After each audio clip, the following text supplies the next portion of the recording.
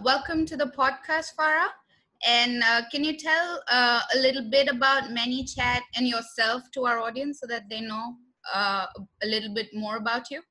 Sure, yeah. So ManyChat is the chat marketing platform where marketers, agencies, business owners can come and create a seamless conversation utilizing messenger marketing and SMS and email. So it's a really neat opportunity for businesses to connect with their customer and create a really neat, meaningful conversation on the customer's preferred channel. A little bit about me: I'm head of marketing with ManyChat, and I've been working in the marketing industry for many years now. And what's really exciting is that I'm able to now geek out with everyone about how you can now share content and deliver value to the customer, and in a really neat, engaging way where really there wasn't this type of opportunity just even a short few years ago. So that's what's really exciting, to be able to speak with you about ManyChat and how people can start to spread their message to their customers through different types of conversation. Wow, that's great. And I'm sure when it comes to engagement and chatbots during the holiday season, when brands are trying to leverage getting customers on board, or even increasing sales, or having conversations and conversions as well, I'm sure brands can leverage chatbots for that purpose. So what are a few tips or strategies in the way that brands can leverage chatbots? Oh, absolutely. First of all, the holiday season is just like, it seems overwhelming, right? You have these deals coming through everywhere. It's the number one season for retailers to really make their sales and hit their quota. But what's really interesting is that now sales are moving to an online space, right? Retailers really need to prepare themselves, and how can they be able to give the customer what they want in an immediate action? And that's what chat marketing is all about. It's you're able to, during the holiday season, give customer service right away through a chat marketing. Some strategies that businesses can take on is Facebook ads are going to be pretty expensive during the holiday season. It's the prime time. So what brands should do a few weeks prior to Black Friday is to really start planning how they want to use Facebook ads that are going to generate traffic to their website, and then they can then capture that and retarget those that audience. Just a lot of brands or businesses should keep in mind that it's going to be probably more expensive than normal times, because there's so much competition for Facebook ads. Yeah. So just know you'll be paying a little bit more, but with Facebook ads, you'll want to then be able to, instead of a sale, you can deliver some sort of really neat, engaging, eye-catching ad, and then learn more about this and drive them to the messenger bot. Yeah. And that's what businesses should really keep in mind during the holiday season, is really take the traffic, take your audience through an experience, take them to the messenger bot, because they can have a conversation instead of taking them to a landing page to fill out a form or something. Have them go to the bot and have a conversation, give them a quiz, ask them what they want, really understand what type of product, if you're selling a product during the holiday season, like offer them what are they looking for, and give them that. And you might want to also, this is a tip from our head of demand, Jen. She saw that brands during, if you're using Facebook ads to drive traffic to your bot, instead of saying 20% off for Black Friday, say, here's a $20 off coupon.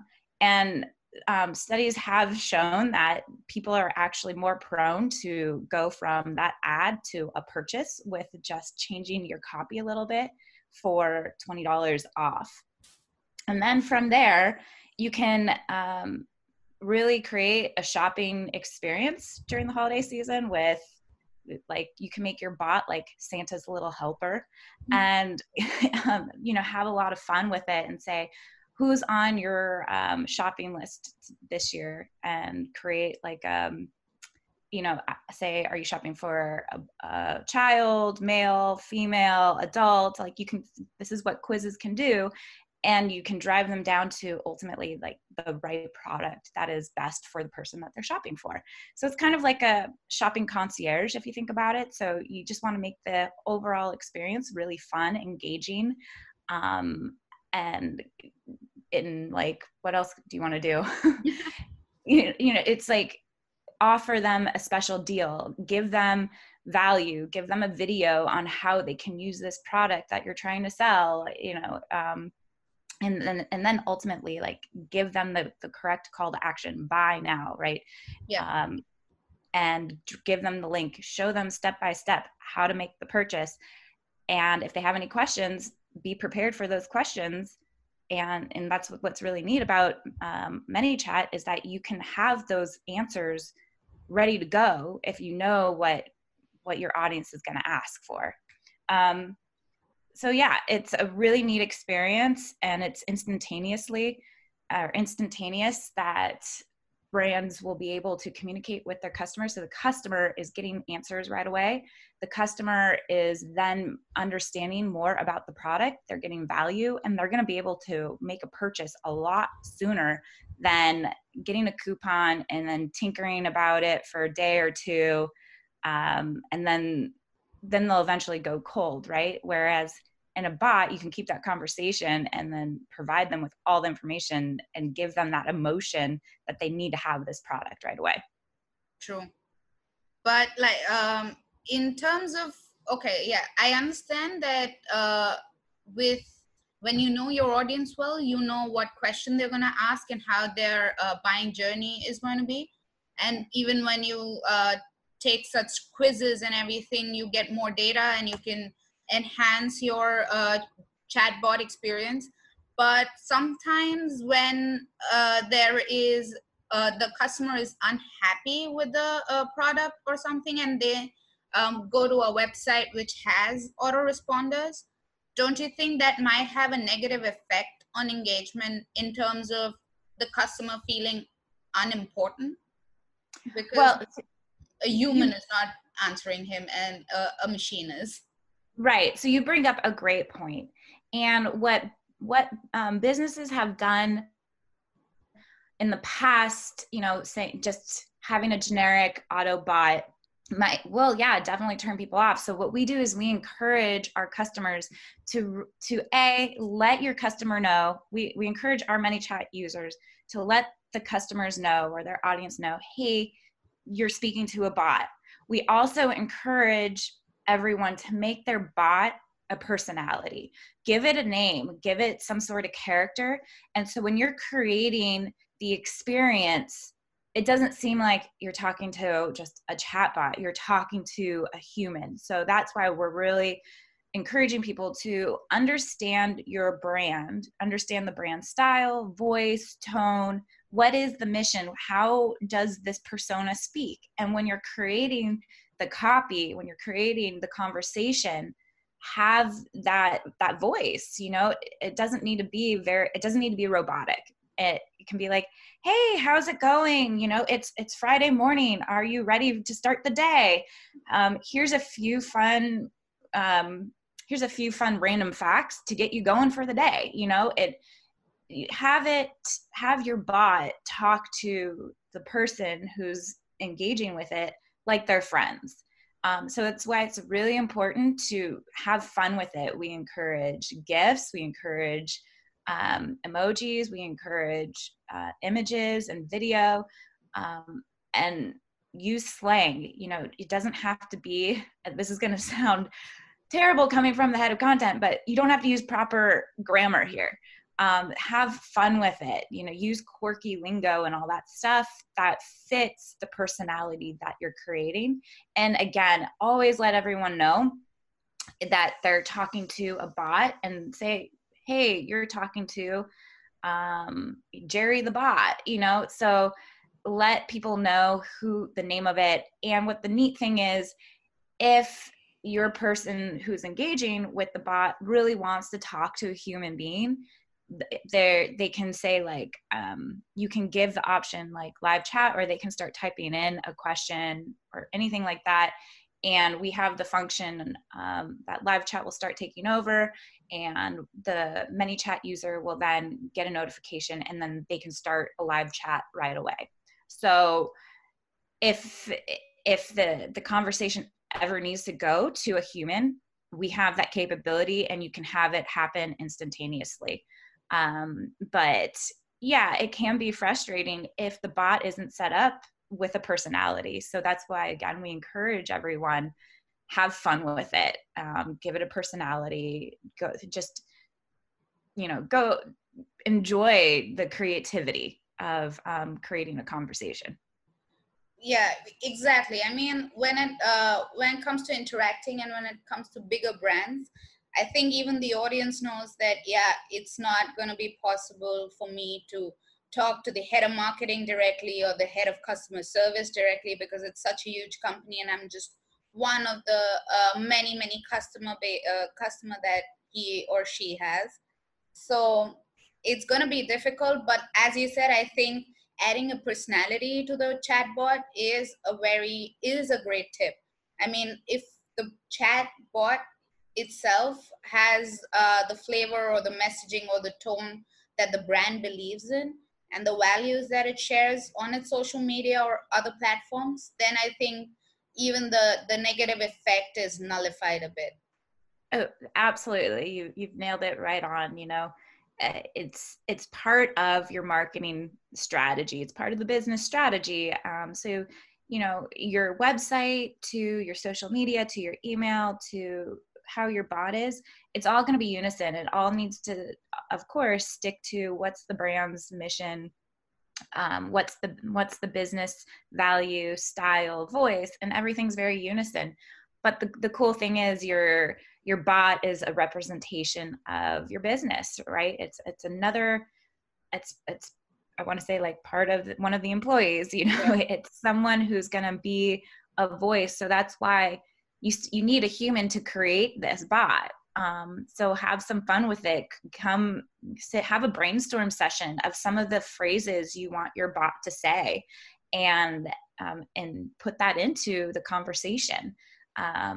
You know, so, you know, there's different characters, TV show characters that have, you know, those the one line phrases that they say repetitively over and over in each show, and it sticks to the audience. You can have your bot be just like that. You know, they have a phrase, they use it. If you make a sale, the bot can say something along that line, just to have that personality, have a little quirk. So it does seem more human-like, because humans want to have that instant interaction. But like you said, businesses are so busy, they can't get to the live person, or you're stuck on a automated phone call for 30-40 minutes before you actually get to a human being. True. And those automated calls don't have personality, right? So This is an opportunity for you to have some fun and create that personality, and not make it a boring or aggravating experience. So true. I mean, I think the strategies, the tips, and the tricks that you've shared with us, by far, I'm sure you might have a couple of client successes that you want to share with us and our audience as well. Oh yeah, absolutely. So what's really neat is seeing how a lot of different companies are using chat marketing to help them scale and grow quickly. We've had a restaurant it was a pizza restaurant, and within 4 months of starting their messenger bot and, you know, creating the personality and getting it all set up, they were able to get close to 4,000 subscribers and almost about $17,000 in sales with only an ad spend of about $2,500. And that was in just under 4 months. And so, you know, it's really neat to hear how brands are creating sales with such a small amount of ad spend. So how they did it was they first were like, okay, how are we going to capture the audience? So they created a simple campaign with, let's do an offer, buy one, get one pizza free. And you can redeem the offer through Facebook Messenger. So what they did is they created a segmented Facebook ad. It was really engaging, the ad. It was, you know, they used caps, get your free pizza. They used the pizza emojis. They used the emoji like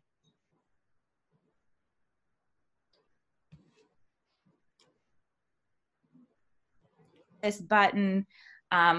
They were very clear with what the call to action was. And again, let your audience know what you want them to do. Be very direct. Let them know, click on here to redeem your $20 off coupon, whatever you want it to be. So that's what they did. They were very clear, direct. What they were able to do is they spent about $216. They got 208 comments, which was about $1.04 per comment. And the lowest was, let's see, 63 cents per comment. Wow. So from that, then they were able to, from the Facebook comments, they used the ManyChat growth tool. And then what they were able to do is then start the opt-in process to deliver the offer. So they got people to the bot and they set up the auto response to the subscribers, which was, hey, and they, you know, they used the name. Okay. They made the conversation really catchy, like, oh, you're hungry, here's your free pizza. They were direct, type below to get your offer. People followed the conversation really quickly, and then they were able to give them the offer, which then people then were able to redeem the offer, and they were able to then buy, you know, they were buying the pizza, they got the free pizza, they got the subscribers to opt in, and they got them to keep coming back. And then one thing that people might not remember to do is to send a follow-up. Like, just it's always something nice to get a thank you, right? So they then, after they redeemed this, the restaurant sent them a thank you message and said, stay tuned for new offers. And that's how they were able to really keep their customer subscribed. And we offer Zapier integrations. So they were able to create this experience with really cool, fun Zapier integrations to create the drip campaign, and they use Google Sheets to capture their subscribers' information. So it was great for the business because it was all capturing the data right away. And then it was a really fun eye-catching conversation, or eye-catching ad that drove the conversation to the bot, and it was a fun, easygoing conversation. So they didn't really spend a whole lot up front, but their ROI was huge. So it just makes sense, right? Why are you going to spend $16,000 and get $16,000 back when you could spend a fraction of that and make that amount of money, you know? So it's a cost-effective way to really scale your business and earn a good revenue. True. Like, as you mentioned correctly, chat marketing has been in a strategy not since a long time. And even like with Snapchat ads or these newer avenues of promotions and advertising, they're going to be a lot less cheaper than like Facebook ads or Google PPC or AdWords or something like that. So I'm sure everybody, like every business, should start leveraging it before the competition kicks in and it starts getting expensive, I guess. Oh, absolutely. You've nailed it on the dot there that, chat marketing is a new space. So get on it early on so you can, trial and error, see what works and doesn't work with your business. What does your audience resonate with, not resonate with? Do it before it gets saturated. And to your point, chat marketing is so new. Like, one thing I didn't mention is that you're able to go from Messenger to a text message conversation to email and tie it all together and bring it back to Messenger. And that's what's really neat about our product, is that you can create this seamless conversation all in one flow. And it's actually pretty cost effective right now because it is new. And not a whole lot of brand or businesses are doing this yet. So you're going to be the first company to be engaging with your customer on the channel that they prefer to speak with you on. So whether that's Messenger or text message or even email, which we know email, it works. Yeah. But what's neat is that they can take that email conversation back to Messenger. So you could be ahead of your competition because your competition might only be using email to communicate, right? When you're communicating with your audience on various different channels. And, there was a statistic that right now it's 2.5 billion people are communicating on mobile messenger apps. So why not go to instead of doing what I guess we'll say email is kind of now like a traditional type of marketing. Why not go to where they're actually communicating and talk to them like they're your friend? And that's what, if you, again, like you said, it's new. So if you're ahead of the game, you're able to work out the kinks and see what works and doesn't work for your audience. And then you can double down and definitely fine tune that strategy as this industry grows. Yeah, that's really nice. Thank you so much for all these insights and even data. I'm sure our audiences is going to appreciate it, and they're also going to read the book where you've contributed a lot more in depth and in detail. Yeah, awesome. I'm hoping everyone really enjoys the experience by using a chatbot to scale their business. Thank you so much, Farah. Thank you.